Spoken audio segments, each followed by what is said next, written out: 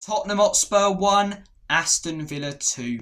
That was the full-time score today. A big 3 points for Unai Emery's men, a 5th win in a row for Aston Villa and a 2nd defeat of the season for Thomas Frank's Spurs. I thought the first half was a mixed bag. Both teams pressed well, both teams had a good defensive structure about them, but both teams struggled to play out and create anything in open play. Our goal comes, right after a set piece. It's a great delivery from Mohamed Kudus.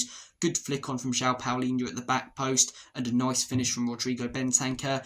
And their goal comes from nothing. It's just an absolute banger from Morgan Rogers out of nowhere. We went in at half-time 1-1. You could argue Spurs have maybe been slightly better, created a little bit more from open play. Tell completely missed the ball when it was played across goal. But both teams weren't offering a lot. Second half, we should have scored a couple in those first few minutes. We should have scored a couple in the first 30 minutes. In fact, I would say for the next half an hour, Spurs were by far the better team, and it wasn't even close. Not just dominating possession, we were creating clear-cut chances, putting a lot of good crosses into the box.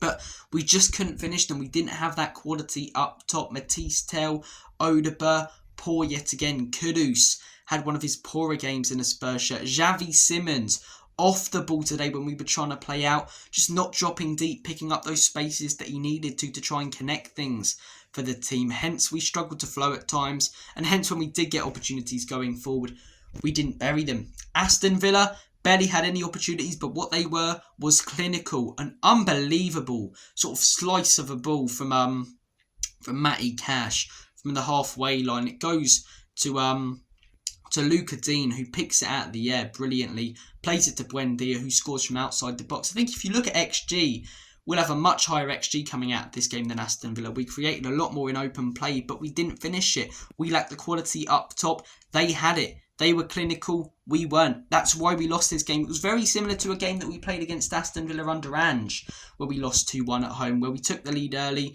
Villa came back and won it 2-1. We dominated that game. We didn't dominate this one as much as that one, but we dominated that game, controlled things, had more clear-cut chances. We didn't bury our chances, though. They barely had any, but they put them in the back of the onion bag.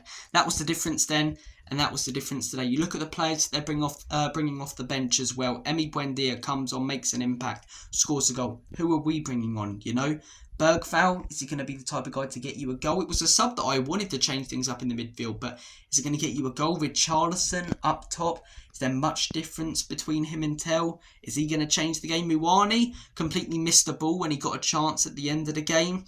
We lacked that quality up top from the start. The substitutions just didn't make any difference, really. Aston Villa's substitutions did make a difference. They had that quality up top. That was the difference today. That was the difference. I do think there are positives. We've created a lot more in today's game than we have done in previous games. The game against Leeds and the game today, we created a lot more than we did in the games before against the likes of Wolves, Bodo, Even games earlier in the season that we won, such as the Manchester City one and the Burnley one at home, we were just clinical in those games. Whereas in the last couple of games, we've created a lot more, but we haven't been clinical. I'd prefer to be clinical and not create a lot, but it is a positive. Hopefully, we can bring in some real quality on the left, maybe another striker in January. And then teams, can't just double up on Kudus and stop our attack that way. Wingers will get more one-on-one opportunities. I think a lot of the time, these chances that we're creating will be finished. But, yeah, frustrating one today. Frustrating one. As I say, though, there are positives. The creating of the chances. I think defensively, very hard to break down. It's very hard for teams to play through us. Their second goal, Aston Villa, from outside the box. Their first one, a banger. You're not going to see many teams play through Spurs, have like a nice, tight-knit together move with triangles created in the box, and that's how they score. It's going to be very hard for teams to do that against Spurs this season. But yeah, it is annoying. Come right back off the international break and lose. I think when you look at the bigger picture, though, anyone who's overreacting, I think, should calm down. This is our second loss in, 10, 11 games so far this season? Maybe more. Last season, we lost 22 games. Last season, we were a shambles. We were out of games within 5 minutes. This season, every game we've played in has been at least one goal difference, when we have lost. We've lost 2 games. There was a 1 goal difference in both of those.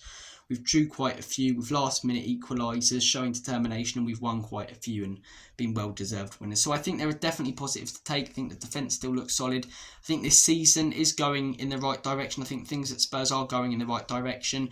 There will be losses, and today was one of them. Poor performances from a lot of players today, though. Kudus, not his best day at all. Matisse Tell, very, very poor yet again. Odegaard had the right intentions, constantly trying to take on his man, but very rarely beat him. Xavi Simons, when it comes to playing out, he needed to drop deep into some of those spaces. The half spaces as well, he needed to drop into them when it was going out to the fullbacks, and he just wasn't. He was constantly behind his man, so easily marked out for the game. Then when he got the ball, not good at all. He was pathetic. With Charleston, when he came on, very poor. Spence, very poor going forward. I think Porro was quite good. Van der Ven was quite good. Danzo was quite good. Vicario, didn't really have to make any saves. Paulinho was good. And Bentancur was good. So, real mixed bag of performances in there. Guys, I'm going to make like a banana and split. Champions League in the week against Monaco.